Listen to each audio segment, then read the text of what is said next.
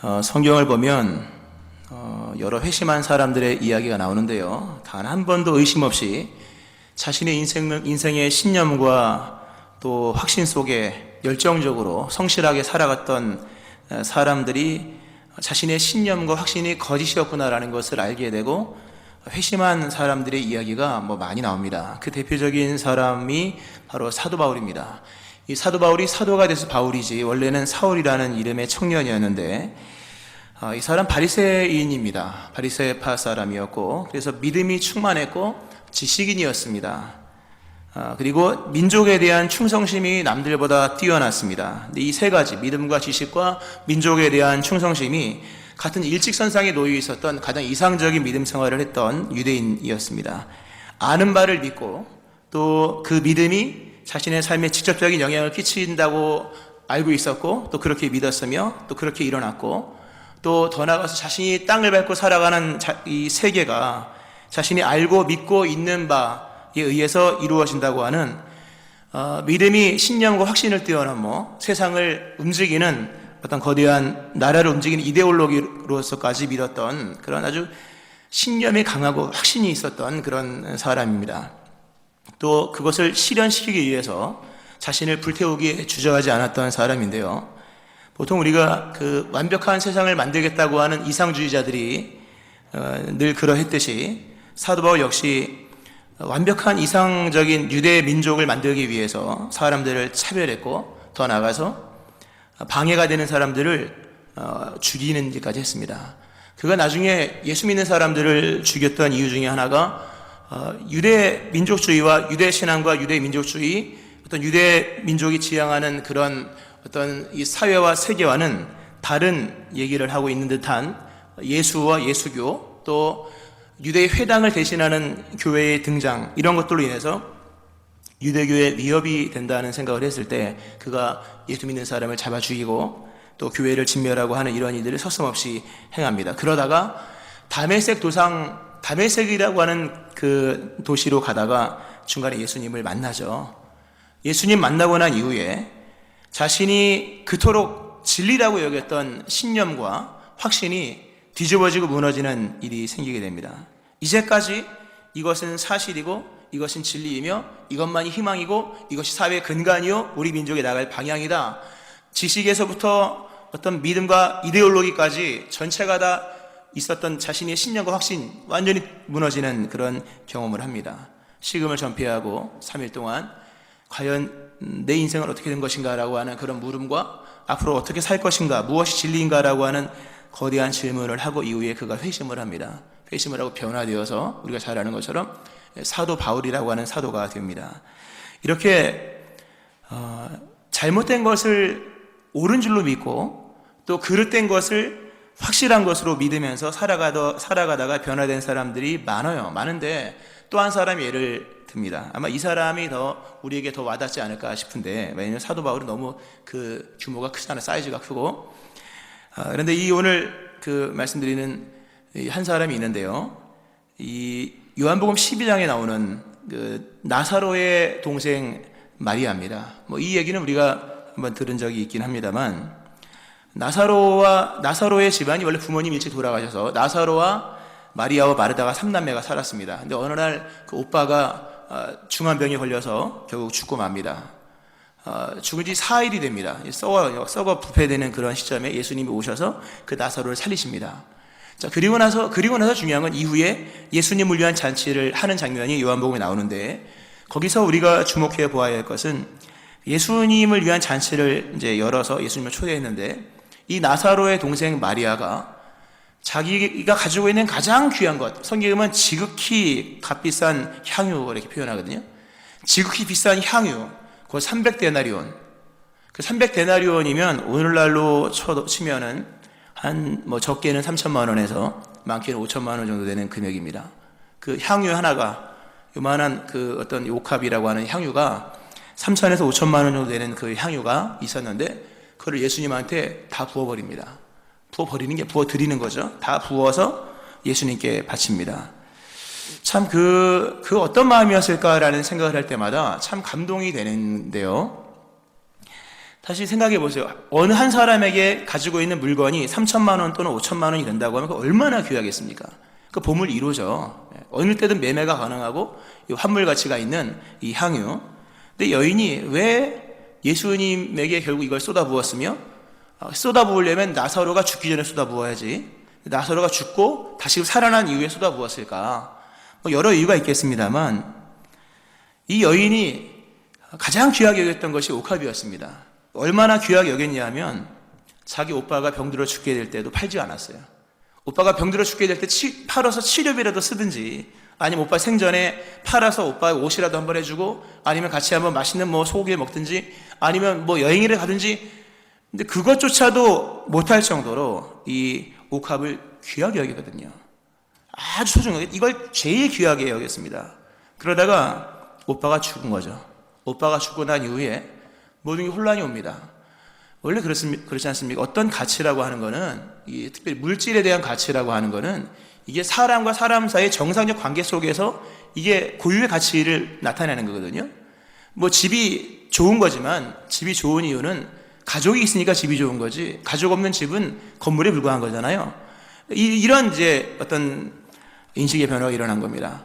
옥합이 귀한 거였으나, 그래서 오빠가 생전에 있을 때도 깨지 못하는 옥합이었으나, 오빠가 죽고 난 이후에 나중에 생각을 하고, 오빠가 죽고 난 이후에 빈자리 그걸 경험하면서 옥합을 보는 거죠. 저게 도대체 무엇이라고 내가 저걸 그토록 귀하게 여겼을까? 이걸 언젠가는 팔아야 한다는 것도 알고 있었고, 또 언젠가는 깨서 어딘가에 써야 된다는 것도 알고 있었으나 그 언젠가가 언제인지를 잡지 못하는 거예요. 사람들은 대다수 그래요. 이것이 귀하기 때문에 언젠간 깨서 써야 된다는 거 알지만 언제 써야 될지를 모르고 평생 죽기 전에 한 번도 못 써보고 죽는 사람도 많거든요. 근데 이 마리아가 오빠의 죽음을 경험하고 난 이후에, 그리고 예수님을 통해서 오빠가 다시 살아나고 난 이후에, 아낄 걸 아껴야 되는구나, 이거는 내가 가지고 있을 것이 아니라 깨서 써야 되는 거구나라는 것을 깨닫고, 예수님 모신 그 잔치 자리에, 또 오빠가 있는 그 자리에서 옥합을 깨어서 예수님께 다 부어드리는 이런 일들이 요한복음 12장에 나옵니다. 참 설명이 잘 됐는지 모르겠습니다만 우리가 한번 깊이 있게 생각을 해봐야 됩니다. 그토록 소중한 것이 어느 결정적 사건이 일어나고 난 이후에는 별로 소중하지 않은 경우들이 많이 있습니다. 우리가 중요하다고 여기는 것들, 우리가 소중하다고 여기는 것들, 또 끝까지 이를 악물고 품고 있어야 된다고 여겼던 것들이 사실은 별로 중요하지 않은 것들인 경우가 많거든요. 본인이 의미를 많이 부여해서 그렇지 나중에 돌아보면 아무것도 아닌 거예요. 사람을 잃어버린다거나 아니면 무언가의 어떤 결정적 단절 또는 어떤 상실의 사건이 다가왔을 때 이 가치의 순서가 완전 뒤바뀌어지는 일들을 많이 경험하지 않습니까? 그러니까 오늘 우리의 삶이 그러하다는 거죠. 사도 사울이라는 청년이 이것이 진리고 이것만이 민족적 희망이다라고까지 얘기했던 것이 알고 보니까 거짓말이었던 것처럼, 또 우리 집에서 가장 중요한 것은 이 옥합이었다고 생각했던 이 마리아에게 결국 옥합은 아무것도 아니었구나, 옥합을 지금 깨야 하는 것이었구나, 아니 너무 늦었구나라고 뒤늦게 깨달은 것처럼, 오늘 소신과 신념과 확신을 가지고 살아가는 우리 현대인들의 내면 속에 있는 그 진리 또는 그 중요성, 또 그 소중한 것들 알고 보면 아무것도 아닌 걸 수 있다고 하는 거예요. 아무것도 아닌 거예요. 별것도 아닌 것에 지나치게 의미를 부여했을 뿐이고, 소중하지 않은 것을 소중하다고 스스로 생각을 했기 때문에 그것이 소중하게 느껴졌을 뿐 실제로는 아무것도 아니었다고 하는 거죠. 그럼 우리가 한번 생각을 해보면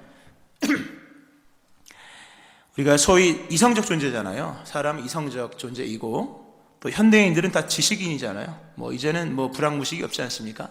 다 웬만큼의 공부를 했기 때문에 다 지식인들인데, 왜 이런 이성적 존재, 지식인이라고 하는 우리들이 왜 진리에 대한 오류를 자꾸 범할까? 진리가 아닌 것을 진리로 여기고, 무가치한 것에 지나친 가치를 부여하고, 또 상대적인 가치에다가 절대적 가치까지 부여해서 그것을 자신의 인생까지 걸고 온 집안에 있는 것까지 다 걸어서 그렇게 결국은 허무한 인생, 허탄한 인생으로 끝나는 일이 왜 일어날까? 여기 계신 분들도 어쩌면 그런 분이 있을 겁니다. 이것이 진리다라고 살아왔으나 나중에 노년이 되고 죽을 때가 돼서 보니까 헛살았다, 많이 있거든요. 자, 왜 이런 일이 일어날까? 왜 사람들이 이 진리에 관한 부분에서 그 오류를 행하고 착각 속에 빠지고 지금도 그렇게 살아가고 있을까? 원인은 이 거대한 거짓의 광풍이 불기 때문이에요. 거대한 거짓의 광풍이 몰아치고 사람들이 거기서 정신을 잃었기 때문이에요. 또 거대한 인생의 교차로에서 어디로 갈까? 교차로에서 누군가 악의적으로 의도해 놓았던 잘못된 이정표, 누가 악의적으로 그쪽으로 가게끔 악한 마음을 품고 세워놓은 잘못된 이정표를 보고 많은 사람들이 그 길로 가기 때문인 거예요. 누가 의도로 했다고 하는 거예요. 이게 중요한 건 이겁니다. 우리가 단순하고 무지해서 생각이 짧아서가 아니라 우리의 생각을 의도하고 우리의 마음을 사로잡고 우리로 그 길을 가서 필경은 망하게 하기 위해서 우리를 그렇게 몰아가고 있는 하나의 세력이 있었다고 하는 거죠. 또 있다고 하는 겁니다. 이러한 얘기를 하면 사람들이 잘 몰라요, 이거를요.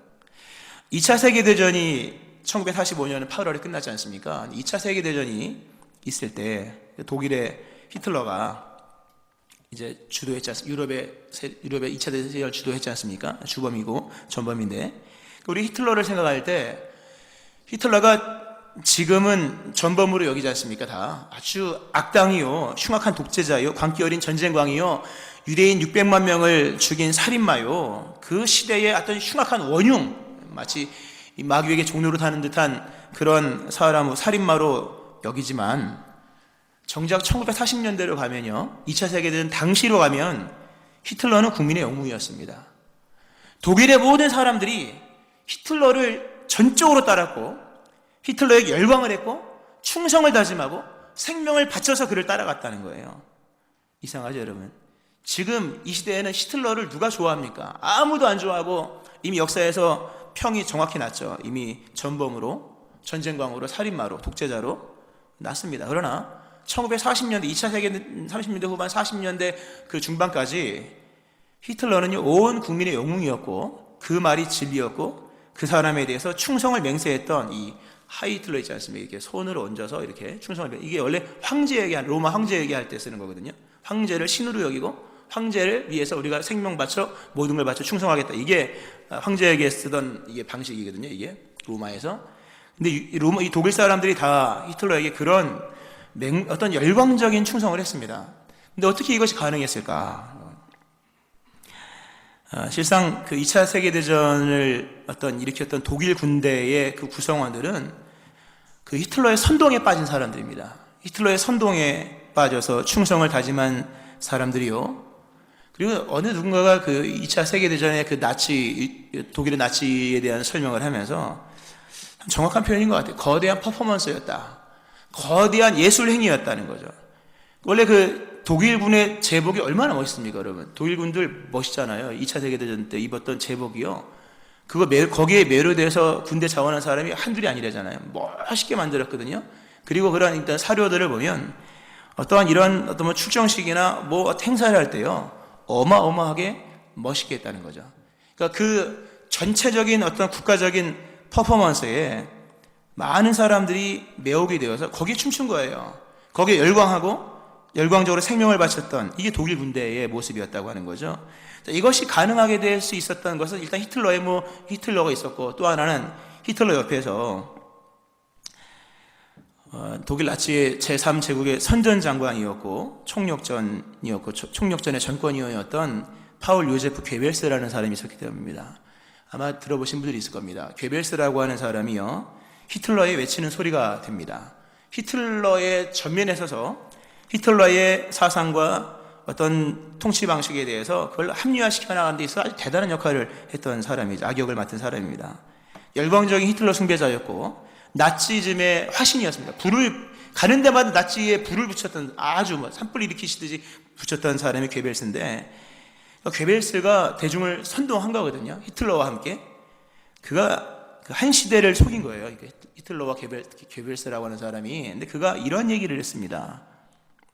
대중은 거짓말을 처음에는 부정하고 그 다음에는 의심하지만 되풀이하면 결국 믿게 된다. 대중들, 현대인들, 거짓말을 처음에는 아니다. 그 다음에는 의심합니다. 그러나 되풀이하면 결국 믿게 된다. 이런 얘기를 했습니다. 거짓도 1000번 말하면 진실이 된다.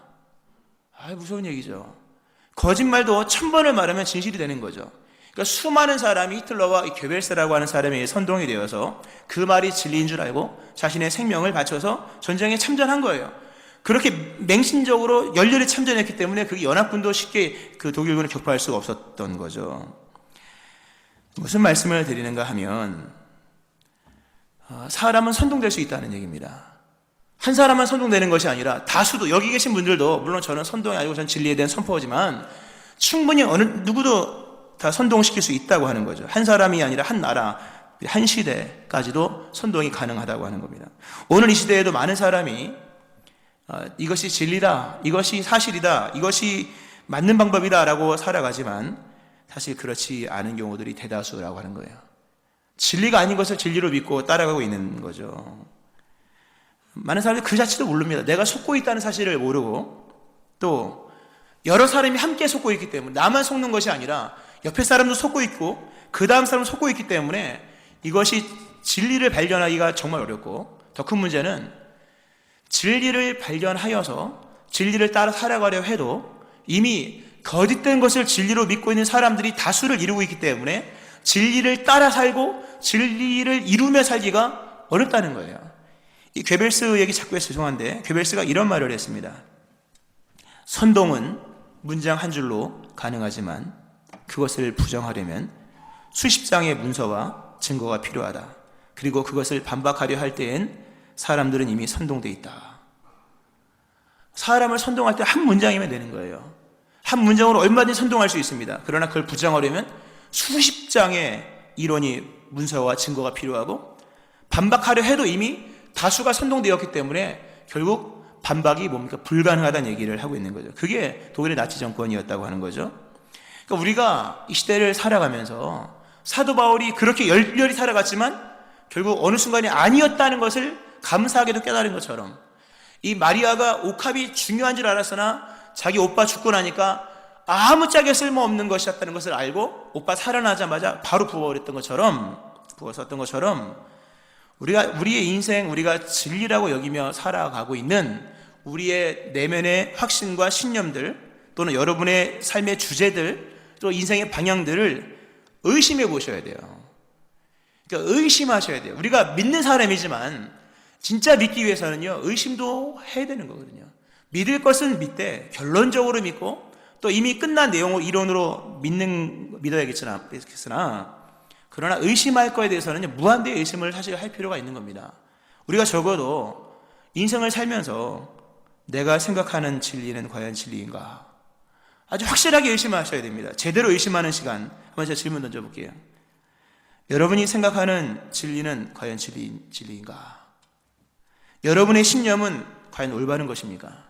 지금까지 신념을 따라 살아왔어요. 법 없이도 산다고 그렇게 살아왔는데 과연 그 신념은 올바른 것인가? 더 나아가서 우리의 전통은 진리인가? 한국 사람들 제사 많이 목숨 걸잖아요. 그 전통일 뿐이지 그게 진리인지 아닌지는 생각조차 하지 않는 사람들이 많죠. 우리가 진리라고 여겼던 것들의 그 역사 히스토리, 역사는 과연 언제부터 진리로 받아들여졌는가? 지금 이 시대의 진리라고 하는 것들이 과연 언제부터 진리인가? 우리 한번 의심해 보아야 된다고 하는 거죠. 더 나아가서 여러분의 눈에 보이는 세상은 과연 그 눈에 보이는 것 전부일까? 나아가 사람들이 중요하다고 말하는 이 시대의 어떤 중대한 이슈, 어떤 문제들 또는 주제들이 과연 정말 중요한 것일까? 왜 이런 질문을 자꾸 던지냐 하면요, 진리는 수많은 질문을 뚫고 살아나거든요. 이런 수많은 질문 앞에서 무너지는 거라면 질문이 아니에요. 그건 진리가 아닙니다. 로마서가 그러했잖아요. 수많은 질문을 막 퍼부었잖아요, 본인이, 사도 바울이. 그리고 거기서 살아남는 게 진리잖아요. 이런 수많은 의심을 가지고 질문해 봐야 돼요, 여러분. 여러분의 인생 올바로 살기 위해서는 이렇게 사는 게 바른 것인가? 내가 이렇게 이 길을 가는 것이 올바른 것인가? 이 신념, 이거는 맞는 것인가? 엄청난 의심을 하셔야 돼요. 의심을 하고 물어보셔야 돼요. 그리고 거기서 진짜 진리가 무엇인가를 발견해야 되는 거죠. 정말 이것이 진리다라고 말할 수 있는 것이 있을까? 오늘 본문에 보면 두 사람이 나옵니다. 사람이라는 단어를 써서 죄송한데, 한 분은 예수님이요, 한 사람은 로마의 총독 빌라도입니다. 빌라도가 나오고 예수님이 나오는데, 예수님을 이제 잡아서 결국 이제 취조하는 장면이거든요. 사실을 말해라 뭐 이런 내용인데, 이 분위기상 취조라기보다는 뭔가 깊은 철학적 얘기를 하는 듯한 그런 분위기입니다. 그 주제가, 첫 번째 예수님과 빌라도와의 어떤 취조의 대화가 주제가 뭐였냐면 진리란 무엇인가 였거든요. 진리란 무엇인가. 빌라도가 예수님한테 물어보다가 진리란 무엇이냐 라고 질문하고 이제 이 본문이 끝나는데, 참 중대한 얘기입니다. 진리란 무엇인가? 이 진리란 무엇인가에 대한 질문 앞에서 지금 예수님이 하시는 말씀과 빌라도가 은연중에 예수님을 비꼬면서 강조하는 진리가 있었다고 하는 거죠. 무엇이 진짜 진리인가? 자, 먼저 빌라도에 대한 얘기를 좀 들어보겠습니다.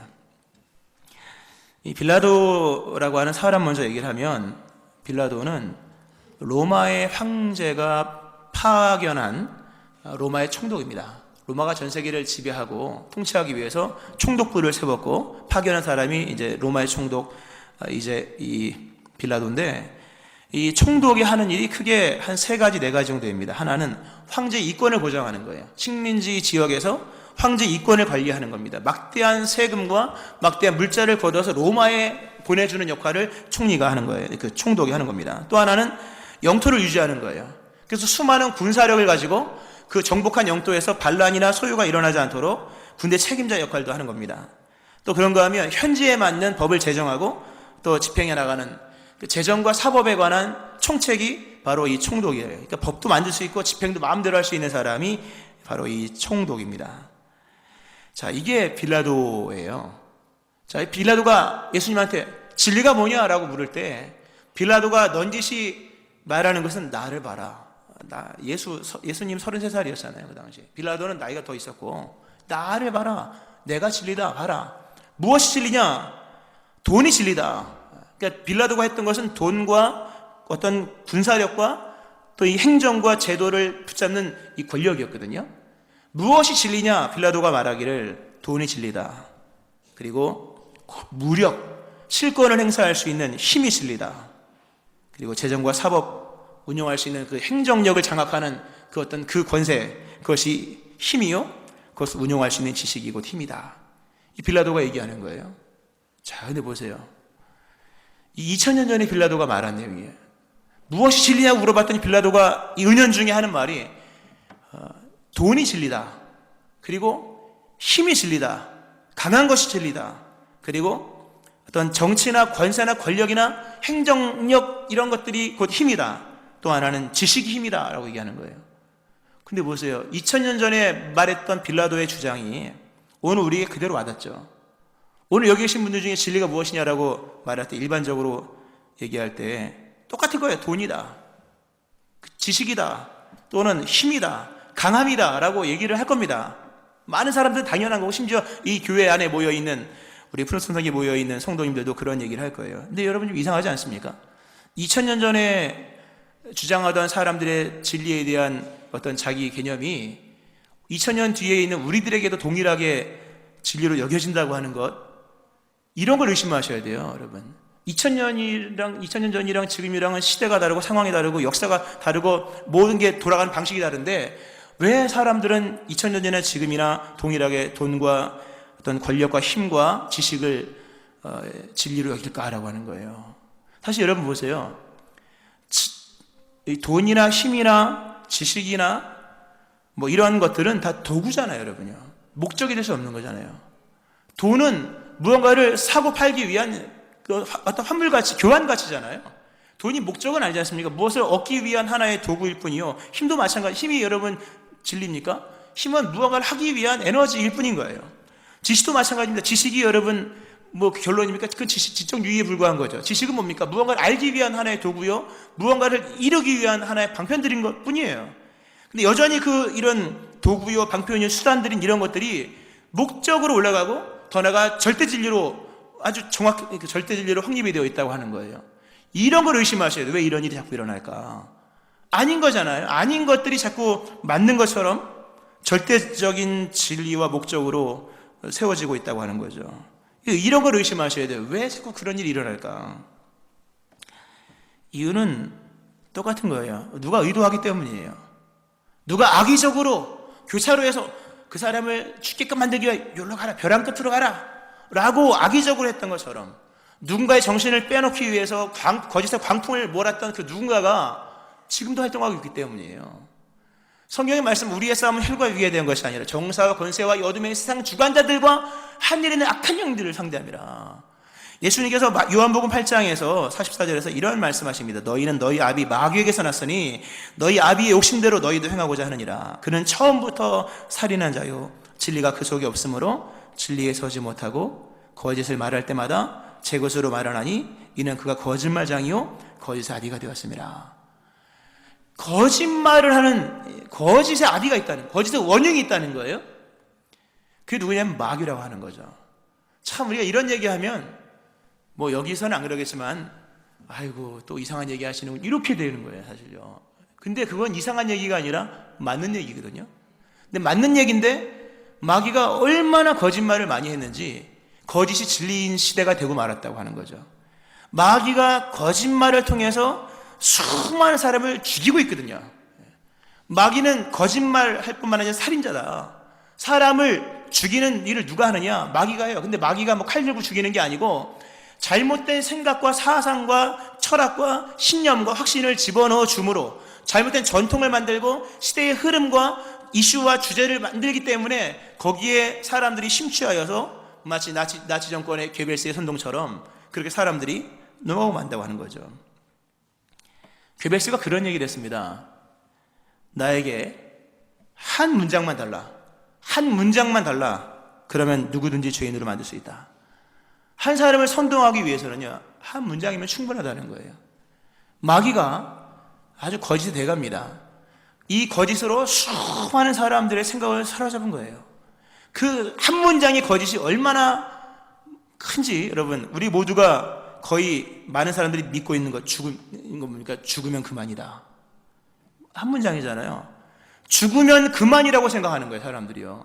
거짓말입니다. 믿으시기 바랍니다. 이 한 문장이요, 인류의 역사를 그르치고 있는 겁니다. 죽으면 그만이다. 천국은 없다. 이 세상에서 가장 귀한 것은 돈이다. 다 그런 생각하고 살잖아요. 천국과 지옥은 거짓말이다. 모든 종교는 같다. 신은 없다. 성경은 만든 이야기다. 요즘엔 동성애는 죄가 아니다. 이런 얘기하고 있는 거예요. 엄청난 문장을 가지고, 짧은 문장을 가지고 시대를 속이고 있는 겁니다. 이게 이 시대의, 오늘 이 시대의 모습이라는 거죠. 이러한 잘못된 거짓의 아비, 이 사단에게서 나온 이런 잘못된 문장들에 사람들이 속아서 자신의 인생을 그렇게 살아가고 있다고 하는 거죠. 거짓이 일반화되었고 잘못된 주제가 도리어 시대의 과제가 되었고 허탄한 일들이 사람들의 계획이 되고 말았다고 하는 거죠. 오늘도 그것을 위해 살아가는 사람들이 얼마나 하는지 몰라요. 심지어 교회 안에서도 믿음 생활을 하지만 믿음 생활을 왜 하느냐라고 할 때 마귀가 던져준 그 잘못된 문장, 세상에서 제일 좋은 것은 돈이다, 이런 문장에 속아서 믿음 생활하는 사람들도 정말 많다고 하는 거죠. 그럼 우리가 생각을 해보면, 그럼 예수님은 진리가 무엇이냐라는 이런 질문 앞에서 예수님이 말씀하신 것은 무엇일까? 여러분 보세요. 가짜가 있으면 진짜가 있는 거고 진짜가 있으면 가짜가 있는 거잖아요. 자, 이런 사단에 의해서 거짓된 정보와 지식과 이거 이루 말할 수가 없어요. 여러분 진짜 이게 완전히 거짓이 진리로 받아들이는 시대. 그러면 이게 그렇게 세계가 돌아가고 있는데, 그럼 진짜 우리가 살고 있는 이 세계의 현실은 무엇이냐? 진짜 세계는 무엇이었냐? 무엇인가? 우리가 정말 이것이 진짜다라고 이해될 세계는 무엇이냐라고 하는 거예요. 오늘 예수님이 자신이 이 땅에 오신 목적을 설명하시면서 이런 말씀을 하십니다. 내가 왕이니라. 내가 이를 위하여 태어났으며 이를 위하여 세상에 왔나니 곧 진리에 대하여 증언하려 함이라. 예수님이 이 땅에 오신 목적은 거짓이 난무하는, 그래서 거짓인지도 모르는 이러한 시대 속에 진리가 무엇인지를 보여주기 위해서 오신 거예요. 이게 진짜다. 너희들 다 속고 있다. 이게 사실이다. 이 사실을 보아라라고 하면서 보여주시기 위해서 오신 분이 예수님이에요. 그 예수님 말씀을 내가 곧 길이요 진리다, 생명이다. 우리가 살고 있는 이 세계에 대한 세계관, 우리가 살고 있는 인생의 인생관, 우리의 생각을 주도하고 있는 철학과 사상의 어떤 이런 저변 속에서 관한 모든 것들을 예수님에게서 다시금 받아야 되는 거예요. 예수님이 제시하신 진리를 진리로 받아들이지 않으면 예수 믿는 거 아니에요, 여러분. 예수님 믿습니다, 이거 가지고 되는 것이 아니라 예수님이 보여주신 새로운 지식과 새로운 세계에 대한 설명을 그대로 믿고 지금까지 배운 대로 판단하는 것도 아니고 내가 본 대로 판단하는 것이 아니라 그분이 보여준 그 진리의 세계를 그대로 인정하면서 이것이 세계의 실체구나라는 것을 깨달아야 되는 거죠. 오늘 예수님께서 아주 중요한 말씀을 하십니다. 내 나라는 이 세상에 속한 것이 아니니라. 내 나라는 이 세상에 속한 것이 아니니라. 이제 내 나라는 여기에 속한 것이 아니다 라는 말씀하십니다. 참 중요한 말씀이에요. 예수님께서 오늘 본문을 통해서 우리에게 알려주신 이 세상의 실체가 뭐냐 할 때 이 세상이 전부가 아니다. 이 세상 말고 다른 세상이 있다는 거예요. 이 세상이 아닌 더 하나님이 계시는, 예수님이 계시는 또 다른 세상이 있다는 거예요. 믿으시기 바랍니다. 이걸 얘기하면 사람들이요, 뭐 이상한 사람 취급을 해요. 여러분, 천국이 있습니다, 하나님의 나라가 있습니다라고 말하면 이상한 소리 하시네 목사님이, 이렇게 되고 만 거죠. 이거는 거짓의 쇠뇌를 당했기 때문이에요. 단 한 번도 그걸 배워본 적이 없거든요. 모태로부터 무신론적인 교육을 받았고, 이 창조가 아니라 진화론적인 얘기를 한 거잖아요. 우리가 뭐 깊이 들어가면 볼 게 많지만, 예수님 말씀하신 이 세계의 현실이 뭐냐 할 때 이 세상이 전부가 아니라 또 다른 세상이 있다라는 것. 요한복음을 좀 더 하나 더 인용하면요, 예수님께서 그런 얘기 하십니다. 내가 마지막 날에 다시 살리리라. 마지막 날이라고 하는 이해할 수 없는 얘기를 하셨어요.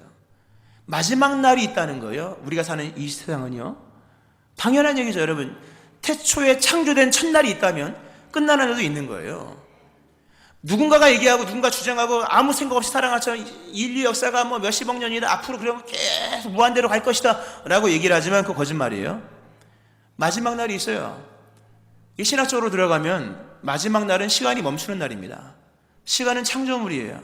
원래 태초에는 시간이 없는 거잖아요, 여러분. 하나님이 몇 살입니까? 이런 얘기는 통하지 않는 것처럼 시간은 태초부터 시작된 것이요, 마지막 날에 시간은 멈추는 거예요.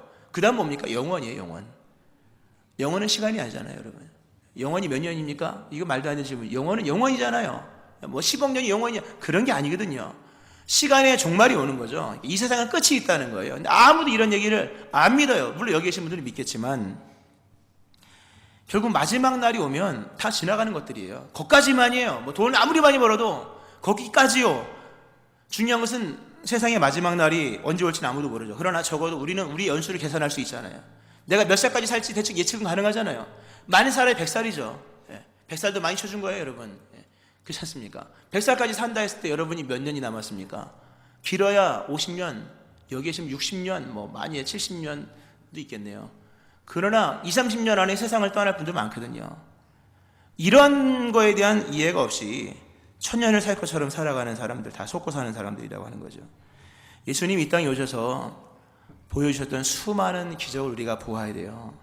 예수님이 이 땅에 오셔서 행하신 수많은 기적은 병자를 낫게 하고, 또는 뭐 무리를 걷고 배고픈 사람 5,000명의 밥을 먹이시고 이런 것도 있지만, 예수님께서 거부하셨던, 왕이 되어달라는 요청을 거부하셨던 그 거부하신 그 역사적 기적을 볼 수 있어야 돼요. 예수님 이 땅에 오셔서 뭐 만드는 기적만 하는 거 아니잖아요. 이 보이콧이라 그럽니까? 거부하는 거야. 안 한다, 안 하는 그거. 왕이 되어달라 그랬는데 안 하는 거 기적인 줄로 믿으시기 바랍니다. 그 기적이잖아요, 여러분이. 왕이 되어달라는, 대통령 되어달라는데, 옛날에 왕 되려면 그 반역을 일으키고 쿠데타를 일으켜야지 왕이 되는 건데, 왕이 되어달라고 하는데도 그걸 거부하잖아요. 그게 기적이에요. 그게 무슨 얘기입니까? 이 세상이 전부가 아니라는 것을 삶으로 보여주신 거예요.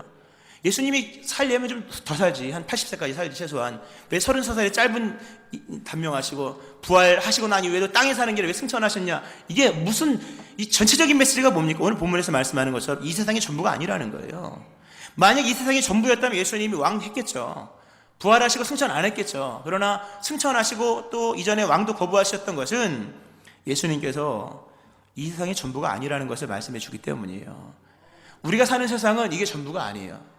근데 이걸 알고 있지만 믿어야 돼요. 믿고 그대로 살아가셔야 된다고 하는 거죠.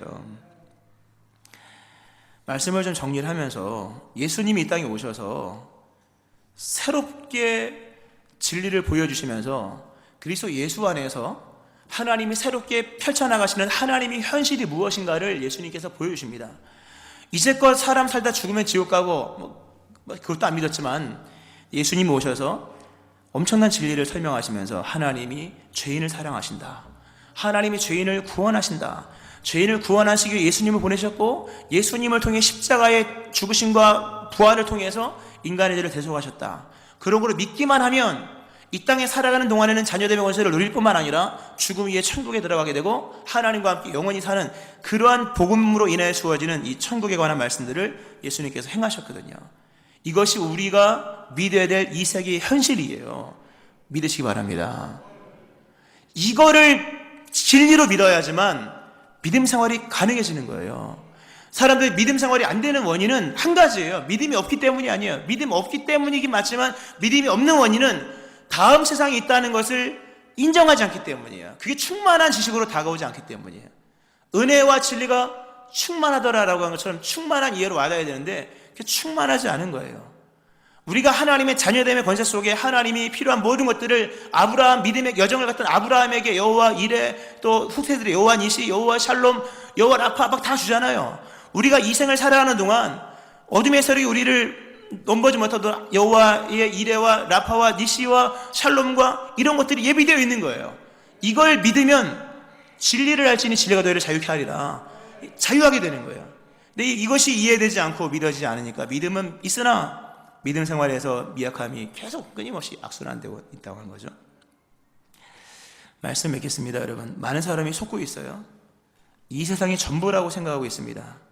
이 세상이 영원하다고 생각하고 있는 거예요. 예수님의 진리, 예수님 말씀하실 때 내 나라는 이 세상에 속한 것이 아니라 말씀하십니다. 우리는 이 시대의 대중들입니다. 이 시대에 살아가고 있는 대중들이라고 하는 거죠. 이미 우리에게는 수많은 선동이 다가왔고 1000번 만번 들었던 세상의 성공 신화로 인해서 세상의 것이 진리인 것처럼 여겨지고 있다고 하는 거죠. 독일의 게벨스가 독일 사람을 선동했다면 거짓의 아비 마귀는 오늘 살아가는 우리 모든 현대인들을 선동하고 있으며 속이고 있다고 하는 거죠. 그러나 이제 예수님을 믿는 우리들 진리를 알아야 됩니다. 진리를 믿어야 되고 더 나아가 진리에 속한 자가 되는 거예요. 진리에 속한 자가 되어서 예수님 말씀하신 말씀을 믿고 예수님이 말씀하신 천국을 믿으며 그곳을 향해 믿음 생활하는 것이요, 그리고 비록 아직 천국에 가진 않아서 이 땅에서 오늘의 삶의 땅을 밟고 살아가는 삶을 살지만 그럼에도 불구하고 우리가 바라는 것은 저 천국이기에 이 땅에서 성공을 추구하는 사람 같지 않은 모습으로 살아가야 되는 거예요. 우리가 성공할 수도 있습니다. 그러나 성공은 되어지는 거예요. 예수 믿는 사람이 지나치리만큼 성공에 집착을 한다면 욕심이 되어지는 거예요. 하나님이 주신 만큼 받아야 될 줄로 믿으시기 바랍니다. 믿음에 충실하세요. 그럼 하나님이 만들어주시는 거예요. 다윗이 왕 되려고 해서 왕 된 것이 아니었듯이, 요셉이 총리가 되려고 해서 총리가 된 것이 아니었듯이, 우리 인생 속에 우리가 하나님의 나라에 속한 자로서 이 땅 속에서 하나님 원하시는 믿음의 사람으로, 특별히 설교 제목처럼 진리에 속한 자로 살아가면 하나님이 하나님의 살아계심을 보이시기 위하여 우리를 들어 쓰실 것이요, 하나님의 능력을 보이시기 위하여 약한 우리에게 자신의 전능을 보여주실 것이요, 하나님의 진리이심을 보여주시기 위하여 거짓이 난무하고 악이 횡행하는 시대 속에 진리를 품고 살아가는 사람을 들어 진리를 빛처럼 정오의 태양처럼 나타나게 하시는 하나님의 역사가 있다는 것 믿으시기 바랍니다.